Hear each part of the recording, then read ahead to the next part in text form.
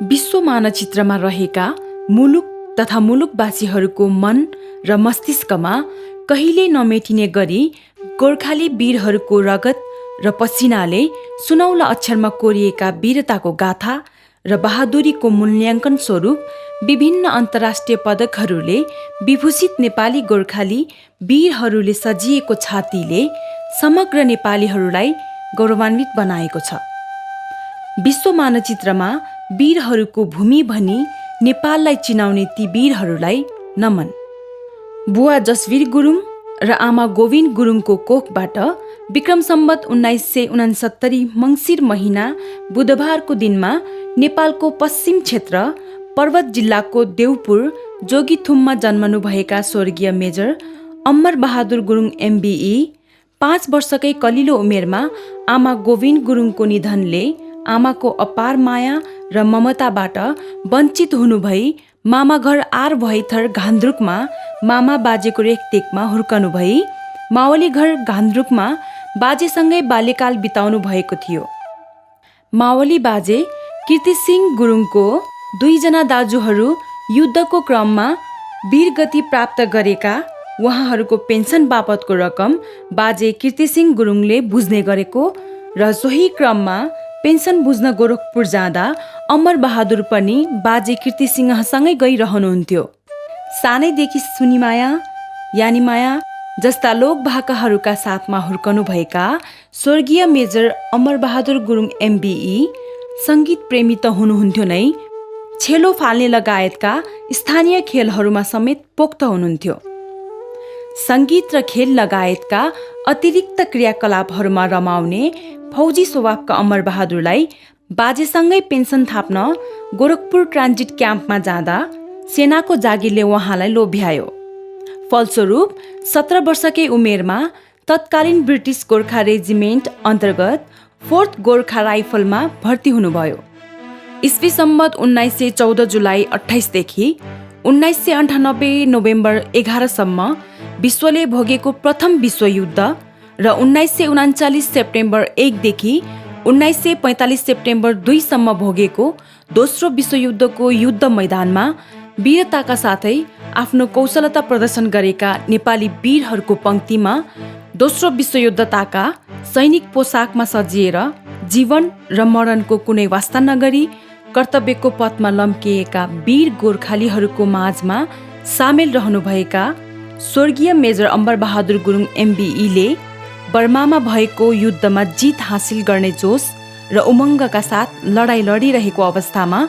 आफूलाई बायाँ गोडामा गोली लाग्दासम्म पनि सिज फायर नभइन्जेल पत्तो पाउनु भएन। तत्पश्चात गोडामा निकै पीडा भई हिँड्न नसक्ने अवस्थामा रहेको हुनाले गोडामा लागेको गोली निकाल्न र उपचारको लागि अस्पतालमा लगी उपचार पश्चात युद्ध सकिएको घोषणा भइसकेकोले उहाँ पुनः आफ्नो पल्टनमा गए पश्चात केही वर्ष एजुकेसन अफिसरको रूपमा सेवारत रहनुभयो। त्यसपछि उहाँले जागिरबाट अवकाश लिने निर्णय गर्नुभएपछि 15 वर्ष 6 महिनाको सेवा अवधि पश्चात उहाँ सुबेदारको पदबाट अवकाश लिनुभई मातृभूमि देउपुरमा फर्किनु भएको थियो।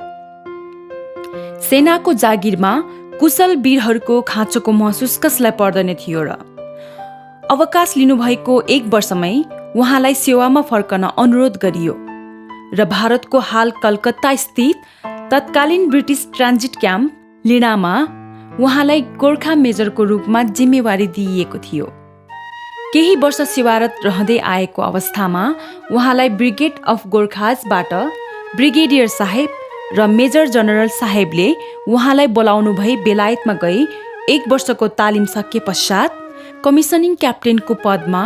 पदोन्नति हुने कि वा क्वीन गोर्खा इन्जिनियरमा दक्ष एवं कुशल गोर्खा मेजरको आवश्यकता रहेकोले गोर्खा मेजरको जिम्मेवारी लिने भनी राखिएको प्रस्तावमा उहाँले आफ्नो पारिवारिक सरसल्लाह गरी म गोर्खा मेजर भई कार्य सम्पादन गर्न तयार छु भनी रिपोर्ट दिनुभयो र सोही अवस्थामा उहाँलाई जनरल साहेबले गोर्खा मेजर पदको दर्ज्यानीबाट सुशोभन गर्नुभई क्वीन गोर्खा इन्जिनियर हङकङमा गोर्खा मेजरको जिम्मेवारी दिनुभयो। दिइएको जिम्मेवारीलाई उहाँले कुशलतापूर्वक इमान्दारीका साथ कार्य सम्पादन गर्नुभएको थियो। त्यसपछि उहाँको कार्यकुशलता, इमान्दारिता र कार्यदक्षताको मूल्याङ्कन स्वरूप उहाँलाई ब्रिगेड अफ गोर्खाको ट्रेनिङ सेन्टर, हाल मलेसियाको सिंहापटानीमा गोर्खा मेजरको पदभारको कार्यवहनको लागि खटी जानुभई सफलताका साथ कार्य सम्पादन गर्नुभयो। यसरी उहाँको विगतदेखिका कार्य सम्पादनको उच्च मूल्याङ्कन गरी मेजर अमरबहादुर गुरुङको योगदान र कार्यदक्षतालाई कदर गर्दै ब्रिटिस सरकारबाट उहाँलाई member of British empire MBE बाट सम्मानित गरियो। लामो समयको सेवा पश्चात अनरी लेफ्टेनेन्ट GCO पदबाट अवकाश लिनुभई पेन्सन आइसक्नु भएपछि पनि पुनः अनरी क्याप्टेन GCO मा पदोन्नति हुनुभई अन्त्यमा फेरि मेजर पदमा पदोन्नति भई मेजर पदको पेन्सन सुविधा र सम्मान प्राप्त गर्नुभएको थियो। लामो समयसम्म सेनाको जागिरमा सेवारत रही अवकाश प्राप्त गर्नुभएका स्वर्गीय मेजर अमरबहादुर गुरुङ MBE शून्यतामा किन हराउनुहुन्थ्यो र आफूले बाल्यकालमा आमाको माया ममता विहीन भई शिक्षा आर्जन गर्न नसकेको पीडा उहाँमा थियो र अन्य बालबालिका कोही पनि शिक्षाबाट विमुख हुन नपरोस् भन्ने उहाँको चाहना फलस्वरूप अवकाश पश्चातको जीवन उहाँले समाज सेवामा बिताउनुभयो। जन्मभूमि देउपुरमा सानो खरको झुपडी बनाई विद्यालय स्थापना गर्नुभयो। तर केही समयमै त्यसमा आगो लागि भई विद्यालयको पठन पाठन कार्यमा बाधा पर्न गएकोले सो अवस्थामा आफूले लामो समयसम्म सेवारत रहेको संस्था तत्कालीन ब्रिटिस क्याम्प पक्ली हावामा गई गाउँको विद्यालयको पठन पाठन र गाउँको आर्थिक स्थितिको बारेमा विस्तृत रूपमा जानकारी गराउनु भई ब्रिटिस सरकारबाट रु 5,000 आर्थिक सहयोग ल्याउनु भई प्राप्त आर्थिक सहयोग र जनश्रमदान जुटाई कोटकालिका मन्दिरको मैदानमा ढुङ्गा माटोको भवन बनाएर पुरानो शिक्षाको 5 कक्षासम्मको विद्यालय सञ्चालन गर्नुभएको थियो। तर केही वर्षपछि नयाँ शिक्षा योजना लागू भई 5 कक्षासम्मको शिक्षा योजना हटी केवल 3 कक्षासम्मको पठन पाठन मात्रै हुन आयो। सो अवस्थामा गाउँका निमुखा विद्यार्थीहरूलाई पठन पाठनको लागि अति समस्या हुने र नजिकमा अन्य विद्यालय पनि नभएको र गाउँका केही परिवार बाहेक अन्य गरिब परिवारले आफ्नो सन्ततिहरूलाई अन्य टाढाका विद्यालयहरूमा पठन पाठनको लागि पठाउन ठूलो समस्या देखिएकोले गाउँमै निम्न माध्यमिक विद्यालयको अति आवश्यकता भएकोले निमावि स्तरको विद्यालय सञ्चालनको लागि GCO मार्फत हुँदै केन्द्रबाट स्वीकृति ल्याउन धरोटीको आवश्यकता पर्थ्यो र सो धरोटीको लागि गाउँबाट घर दैलो गरी इच्छुक व्यक्तिहरूबाट रु 100 का दरले रकम सङ्कलन गरी धरोटी दाखिला पश्चात विद्यालय सञ्चालनको लागि स्वीकृति ल्याउनु भएको थियो। त्यसपछि भवन निर्माण तथा फर्निचरको लागि आर्थिक रकमको अभावले गर्दा स्वर्गीय मेजर अमरबहादुर गुरुङ MBE ले पुनः तत्कालीन ब्रिटिस क्याम्प पक्ली हावामा जानुभई निमावि स्तरको विद्यालय भवन निर्माण तथा फर्निचरको लागि अनुरोध गर्नुभई रु 15,000 आर्थिक सहयोग प्राप्त हुन आएकोले सो रकम र गाउँले जनश्रमदानबाट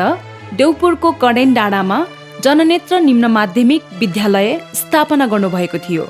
यसरी ठूलो सङ्घर्ष गर्दै उहाँले झुपडीबाट सुरु गर्नुभएको प्राथमिक विद्यालय निम्न माध्यमिक स्तर हुँदै हाल देउपुरमा एक मात्र उच्च माध्यमिक विद्यालय रहेको छ। समाजसेवीको रूपमा गाउँमा स्थानीयहरूमाझ लोकप्रिय बन्नुभई निर्विरोध रूपमा प्रधान पञ्चका कार्य सम्पादन गर्नुभएका स्वर्गीय मेजर अमरबहादुर गुरुङ MBE ले शिक्षामा मात्र नभई मठ मन्दिर बाटोघाटो खानेपानी जस्ता विभिन्न विकासका कार्यहरूमा पनि उत्तिकै योगदान दिनुभई समाज सुधारको रूपमा आफूलाई स्थापित गराउन सफल रहनु भएको थियो। उहाँका 2 श्रीमती मध्ये जेठी श्रीमती स्याङ्जा बाँकेका स्वर्गीय रणशोभा गुरुङसँग विवाह भई जन्मिएका छोरी बुद्धि कुमारी गुरुङ, ज्वाइँ तेज बहादुर गुरुङ, नाति राजु गुरुङ, नातिनी रेखा गुरुङ र रेणु गुरुङ, छोरी नरमाया गुरुङ निला, ज्वाइँ नायब सुबेदार जगन बहादुर गुरुङ, नाति ईश्वर गुरुङ, नातिनी हेमा गुरुङ। छोरी गंगा गुरुङ, ज्वाइँ इन्सपेक्टर घनबहादुर गुरुङ, नातिनी बिन्दु गुरुङ, नाति विनोद गुरुङ। छोरी हिता गुरुङ, ज्वाइँ रामबहादुर गुरुङ, नाति विशाल गुरुङ र बिसन गुरुङ। छोरी शीतलदेवी गुरुङ सानो, नातिनी ऋतु गुरुङ, शोभा गुरुङ, सबिना गुरुङ रहेका छन्। यसै गरी कान्छी श्रीमती पर्वत भोग देउराली लामा टोलका जगशेर गुरुङ र श्रीमती लालसुवा गुरुङकी कान्छी छोरी स्वर्गीय हाइसुभा गुरुङसँग पुनः दोस्रो विवाह भई जेठा छोरा WO2 डम्बरसिंह गुरुङ, बुहारी पूर्णकुमारी गुरुङ, नाति कार्लोस गुरुङ, नातिनी बुहारी रेशमा राई गुरुङ, नातिनी एनजी गुरुङ,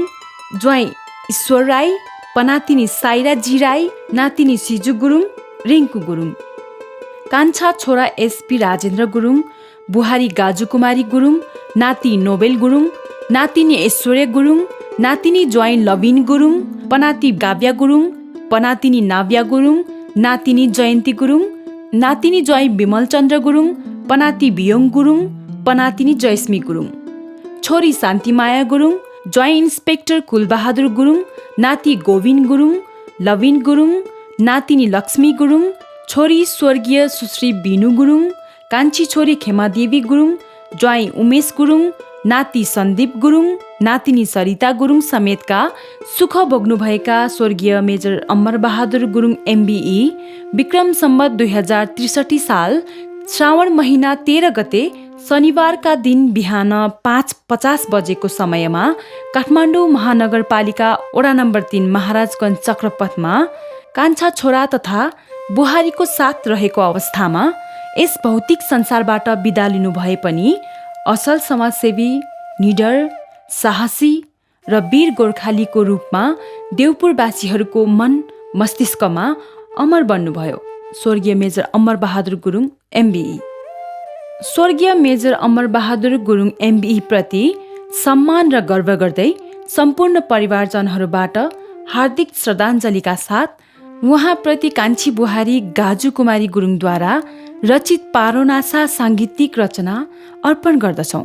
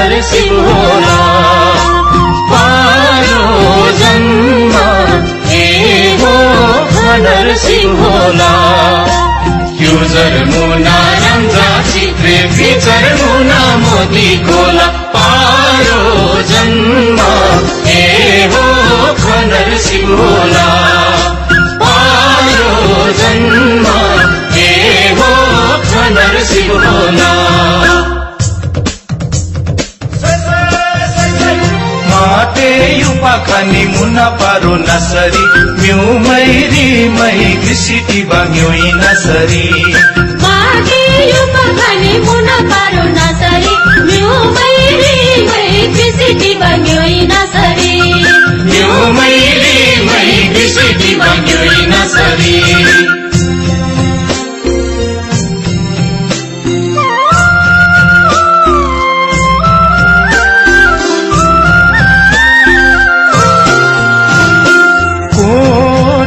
कालिका के हो भजन प्रिरिबा नागर रिमा माछा पुछे हिमालङ्ग्री श्योरीबा कोट कालिका के हो भजन प्रिरिबा कोट कालिका हो भजन प्रिरिबा नागरीमा माछा पुछे हिमालङ्ग्री श्योरीबा कोट कालिका हो भजन प्रिरिबा कोट कालिका हो भजन प्रिरिबा नागरीमा माछा पुछे हिमालङ्ग्री श्योरीबा कोट कालिका हो भजन प्रिरिबा कोट कालिका हो भजन प्रिरिबा माटे युपा खाली मुना पारो नसरी म्यू मै कृषि बन्योई नसरी माटे युपा खाली मुना पारो नसरी म्यू मै कृषि बन्योई नसरी म्यू मै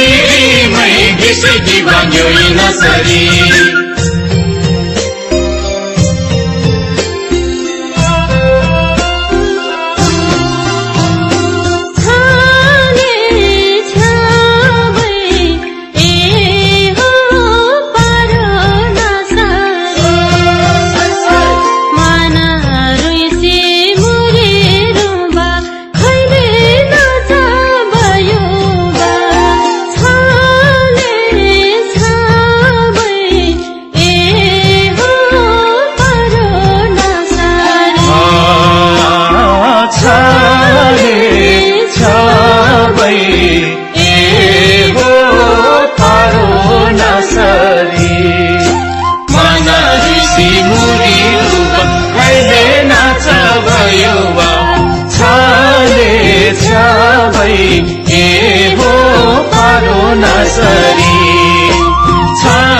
नसरी छाले छावै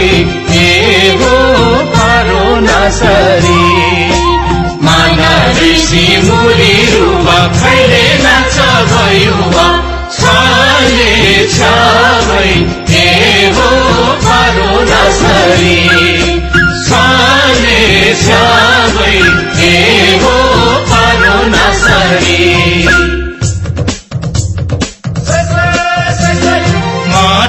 युपा खानी मुना पारो नसरी म्यू मै कृषि बन्योई नसरी माटे युपा खानी मुना पारो नसरी म्यू मै कृषि बन्योई नसरी म्यू मै कृषि बन्योई नसरी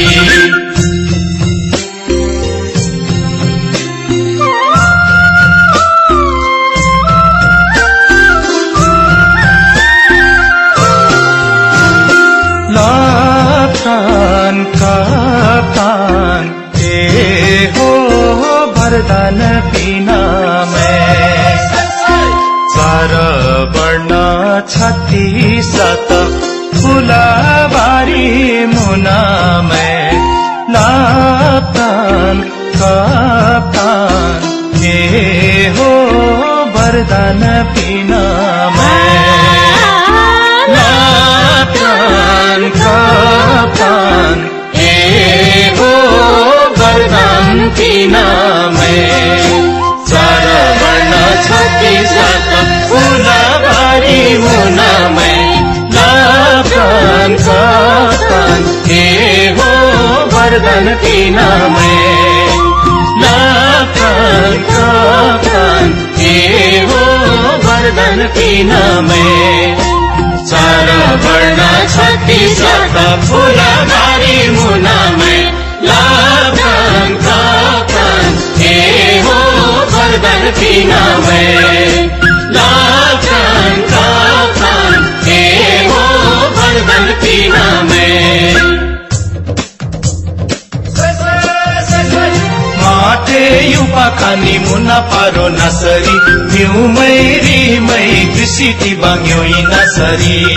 माटे युपा खानी मुना पारो नसरी म्युमै रिमै कृषि बाङ्यो नसरी म्युमै रिमै कृषि बाङ्यो नसरी म्युमै रिमै कृषि बाङ्यो नसरी म्युमै रिमै कृषि बाङ्यो नसरी